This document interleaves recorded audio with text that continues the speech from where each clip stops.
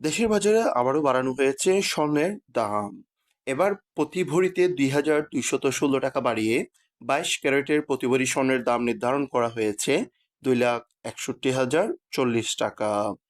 সোমবার সকালে এক বিজ্ঞপ্তির মাধ্যমে এই তথ্যটি জানিয়েছে বাংলাদেশ জুয়েলার্স অ্যাসোসিয়েশন বাজুস।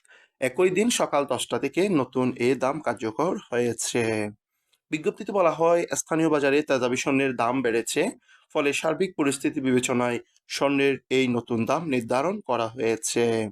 নতুন দাম অনুযায়ী দেশের বাজারে ২২ ক্যারেটের প্রতি ভরি স্বর্ণের দাম ২,৬১,০৪০ টাকা, ২১ ক্যারেটের প্রতি ভরি স্বর্ণের দাম ২,৪৯,১৪৩ টাকা, ১৮ ক্যারেটের প্রতি ভরি স্বর্ণের দাম ২,১৩,৫৬৮ টাকা এবং সনাতন পদ্ধতির প্রতি ভরি স্বর্ণের দাম ১,৭৪,৭৮৫ টাকা নির্ধারণ করা হয়েছে।